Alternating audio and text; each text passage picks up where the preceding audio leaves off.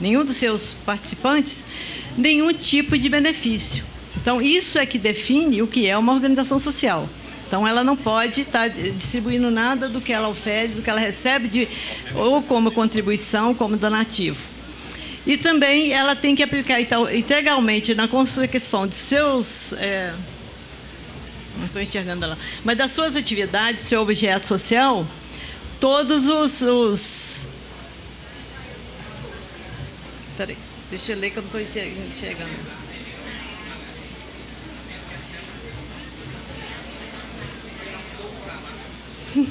Bem, então eu acho que vocês leram, não estou conseguindo perceber o que está escrito ali totalmente, né? Mas ela tem que tudo que ela ofere, ela recebe, ela tem que aplicar para as pessoas.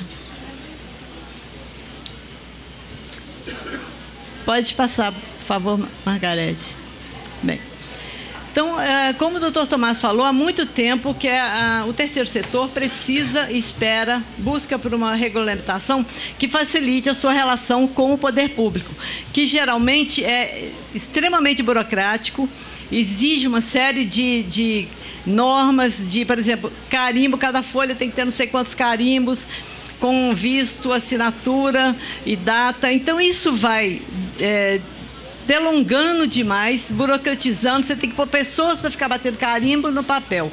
Então, isso realmente é muito complicado. Não, eu agora já... Bem, o chamamento público, então, vai tornar essa relação muito mais transparente. Até então, o órgão público é que escolhia qual organização é que iria fazer a parceria. Então, existindo um chamamento público, todas as organizações vão participar em igualdade de condições e vão... vai depender das competências do objeto final daquilo que é proposto. O valor não é mais o ponto, não é quem oferece o menor valor, porque o valor está colocado, é quem vai oferecer o melhor serviço. Pode passar. Então, ali, ela tem que ter uma experiência, né, naquilo que ela faz para poder concorrer ao Ministério Público, ao chamamento público. Então, os impactos negativos que a gente percebeu, alguns deles, eu vou ter que passar um pouquinho mais rápido, que o nosso tempo diminuiu. Então, são... de você ter um pouco de... O plano de trabalho não ter muita flexibilidade, então ele é mais amarrado, né? Você tem dificuldade em estar fazendo qualquer tipo de modificação. Qualquer alteração precisa de um termo aditivo.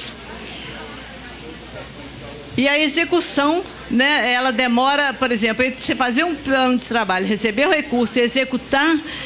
É um tempo que se passa e muitas vezes os recursos ficam de forma inadequada com aquilo que você se decidiu, se propôs a realizar, contratação de um profissional, ou então a própria compra de um equipamento, né? Então, isso realmente dificulta.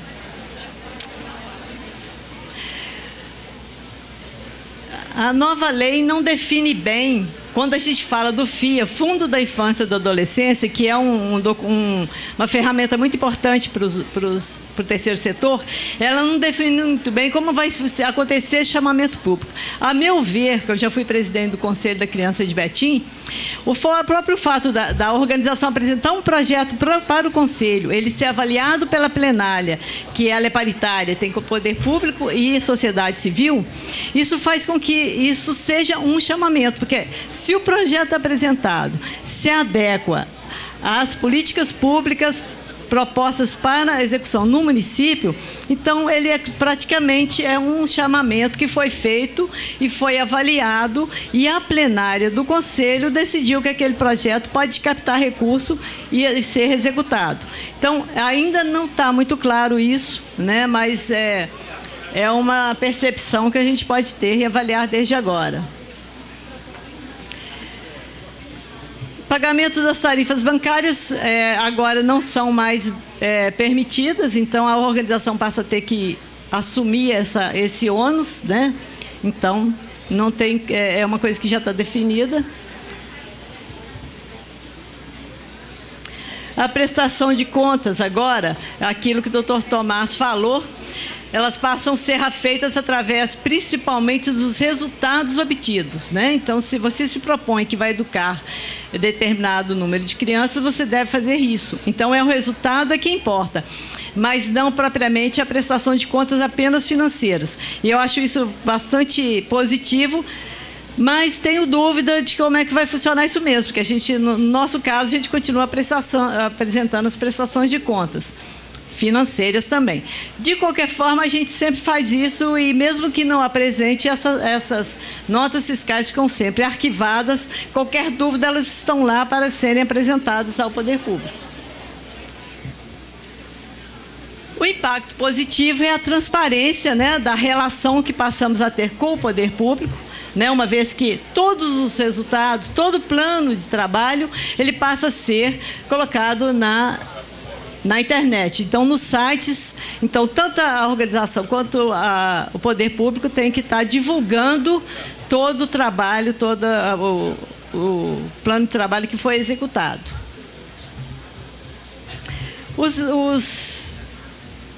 A forma como essa relação vai ser agora, não é mais convênio, mas são o termo de colaboração, quando ele é proposto pelo Ministério Público. Então, você realiza uma ação, então há um repasse de recursos para a organização realizar aquela proposta. O termo de fomento tem o mesmo objetivo, mas ela é proposta pela organização social. Então, é ela que faz a proposta ao poder público. Se ele aceitar, ele remunera aquela ação que vai ser executada no município. Geralmente, é uma demanda que a organização social percebe que existe no município e não foi contemplada ainda. E o termo de colaboração, de cooperação, ele não envolve o repasse de recursos, mas é uma cooperação entre poder público e organização social. Então, vai existir uma plataforma eletrônica para receber as prestações de contas, vão ser colocadas lá e disponibilizadas para que todas as pessoas possam ter acesso e verificar. Então, é mais transparente, é menos burocrático e, inclusive, é ambientalmente correto, porque aquela papelada toda que você tinha que mandar, ela é dispensada, então passa a ser de uma forma muito mais clara e transparente para todas as pessoas. Agora, isso também é uma coisa que a gente acha super importante, é o limite de tempo para avaliação. Então, o poder público tem 5 meses para avaliar a prestação de contas que a organização social faz e que pode ser prorrogado por mais 5 meses. Muitas vezes a gente recebe, há pouco tempo a Ramacris recebeu uma notificação do Estado de 7 anos pedindo para rever a prestação de contas. Agora, como que você vai procurar? Eles queriam uma propaganda, divulgação de um curso profissionalizante. Ninguém falou que a gente tinha que guardar aquela propaganda, agora a gente guarda, né? Mas aquela publicidade. Então, esse é uma dificuldade muito grande, né? Então, isso aí eu espero que facilite a nossa relação e favoreça esse trabalho nosso, quer dizer, a gente deixa de preencher papel e ficar fazendo essas coisas e vai realmente trabalhar com as nossas crianças, com os nossos jovens. Falei rapidinho porque o tempo é menor, mas espero que tenha sido pelo menos assim um pouquinho claro para vocês. Muito obrigada.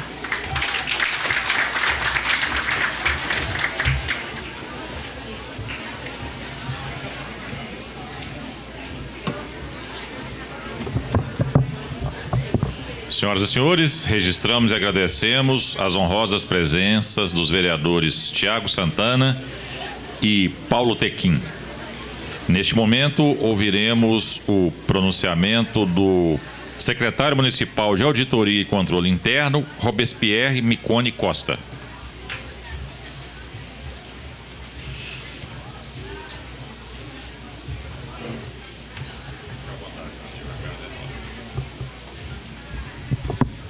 Boa tarde, vereadora Elza, na pessoa de quem agradeço, né, o convite, e na pessoa de quem também saúdo os demais vereadores, e aos meus colegas secretários, na pessoa de quem saúdo as demais autoridades, e agradecer ao público também a presença, né, que é muito importante, demonstrando aí o interesse e a participação efetiva da sociedade, que é sempre importante para essa sociedade que nós vivemos, né, nesse Estado democrático de direito. Isso é uma coisa essencial.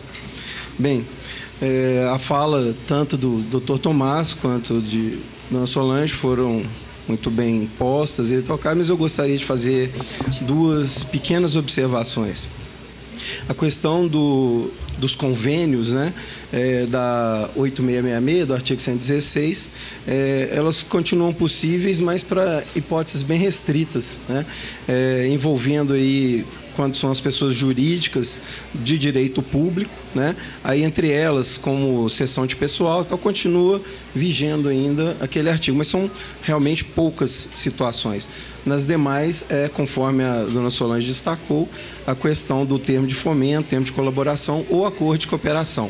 Inclusive, né, nós aqui no município, nós sentimos a falta, que acho que até falta um instrumento realmente, nós vamos ver se a gente consegue colocar isso aqui, que seria um termo de cooperação, né? Porque existem também parcerias que nós podemos firmar com entidades privadas com fins lucrativos, como, por exemplo, as instituições de ensino, né?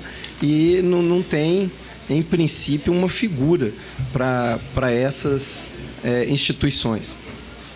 E a questão da prestação de contas, realmente, conforme a dona Solange colocou, nós também não temos ainda uma opinião formada, né? Mas, de qualquer forma, a questão do gasto público, a gente sabe que tem que haver, sim, algum nível de burocracia, porque é isso que propicia o quê? O controle, né, do gasto público. Se não tiver isso, a gente não consegue quantificar, né, verificar a qualidade e a quantidade do gasto, né? Muita gente vê burocracia só como uma coisa negativa, e não é bem assim, né? Ela é essencial para que a gente consiga acompanhar e verificar, né, como foi feito os gastos públicos. Então, realmente, é uma situação que nós ainda vamos avaliar, mas com certeza tudo que a administração puder fazer, né, para facilitar aí esse trâmite das parcerias, nós iremos fazer. Hoje mesmo, meu colega, o doutor Bruno, anunciou num evento, né, que houve de manhã na prefeitura, que naquele tocante às certidões, né, que são exigidas das entidades, nós iremos unificá-las. Então, porque é tudo no âmbito da própria administração pública.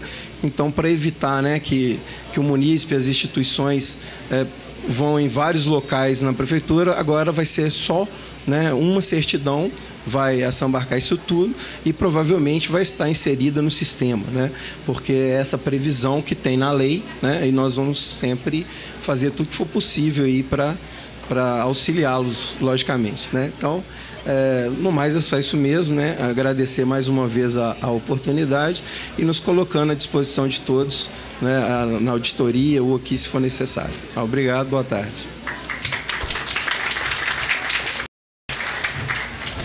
Obrigada, doutor Tomás, doutor Robespierre, pela palestra. Solange, agradecer, eu acho que trouxe muito esclarecimento aqui para nós. Quero registrar a presença do novo vereador Gilson da Autoescola. Antes de registrar a fala dos nossos colegas vereadores, queria falar com vocês que a Lurdinha vai estar fazendo a inscrição de perguntas, tá? Quem quiser fazer alguma pergunta para os palestrantes ou para os representantes aqui do governo, por favor, procurar a Lurdinha. Bianca do Marcão.